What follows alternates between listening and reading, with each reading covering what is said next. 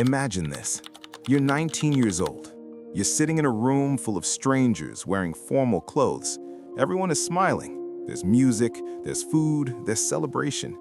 And you're about to marry someone you've never met. Not because you want to, not because you're in love, but because your family decided this is how you'll stop being gay. This is called corrective marriage, and it happens to thousands of LGBTQ+ people every single year. Tonight, I'm going to tell you the story of Amira, a young woman who was forced into marriage at 19, who spent 3 years trapped in a life that wasn't hers, and who risked everything to escape. This is her survival story. If you've never heard of corrective marriage, you're not alone.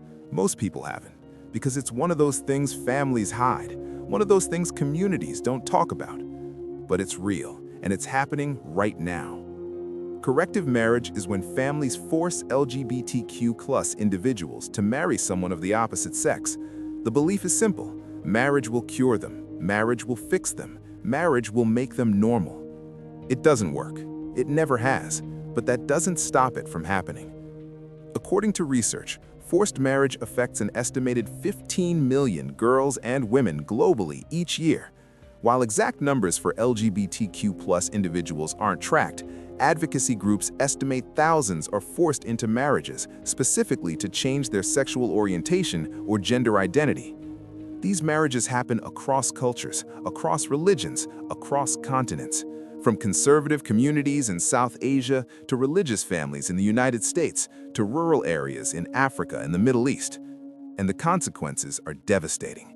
Depression, anxiety, suicidal thoughts, loss of identity, years of living a lie, and in many cases, abuse. But this isn't just about statistics. This is about real people. People like Amira, whose family believed they were saving her. People who lost years of their lives trying to be someone they weren't. If you've ever been told that who you are is wrong, this story is for you. And if you know someone going through this, I hope this gives you the courage to help them. Amira knew she was different when she was 16. She grew up in a traditional household. Religion was central, gender roles were strict, and anything outside the norm wasn't just wrong, it was shameful. She didn't tell anyone. She couldn't. She saw how her community treated people who were different, the whispers, the judgment, the isolation. So she kept it hidden. She dated boys she didn't care about. She smiled when aunties asked when she'd get married. She played the role perfectly. But inside, she was drowning. When she turned 18, her parents started talking about marriage. Not asking, telling. They said they'd found a good family, a good man, someone educated, someone religious, someone who would take care of her. Amira tried to delay. She said she wanted to finish university first. She said she wasn't ready. She made excuses. Her parents didn't listen. They said marriage was part of growing up, that once she got married, everything would fall into place. What they didn't say, but what Amira knew they believed, was that marriage would fix whatever was wrong with her.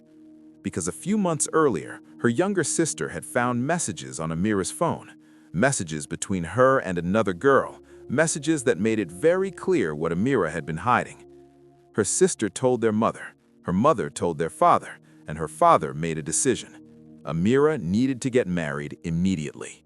Not because they hated her, not because they wanted to hurt her, but because they genuinely believed marriage would save her, that once she was a wife, once she had children, these feelings would go away. Amira begged them to reconsider. She cried. She told them she couldn't do this, that it wasn't fair to her or to the man they wanted her to marry. Her father's response was calm, but final. "This is for your own good. One day, you'll thank me." 3 months later, Amira was married. The wedding was beautiful. Her dress was stunning. The decorations were perfect. Everyone congratulated her. Everyone said she looked happy. She wasn't. On her wedding night, she sat on the edge of the bed in a house that wasn't hers, wearing clothes that felt like a costume, next to a man she barely knew. And she felt nothing. No excitement, no nervousness, just emptiness. Her husband, Tariq, was kind. He wasn't cruel, he wasn't abusive. He was just there, a stranger she was now expected to spend her life with. The first year was the hardest. She tried to play the role. She cooked, she cleaned, she smiled when her family visited. She went to events. She acted like everything was fine. But at night, alone in bed next to someone who felt like a stranger, she cried. Not because Tariq was bad to her, but because she was living a life that wasn't hers. She started having panic attacks. She stopped eating. She couldn't sleep. She felt like she was disappearing. And the worst part, no one noticed, because to everyone else, she was fine. She was married. She was fulfilling her role. What more could she want? By the second year, Amira had completely shut down. She moved through life like a ghost. She did what was expected. She said the right things. But inside, she felt nothing. Her husband started to notice. He asked if she was okay. She said she was tired. He asked if something was wrong. She said everything was fine. But everything wasn't fine. One night, Tariq sat her down and asked her directly, "Do you even want to be here?" Amira looked at him, and for the first time in 2 years, she told the truth.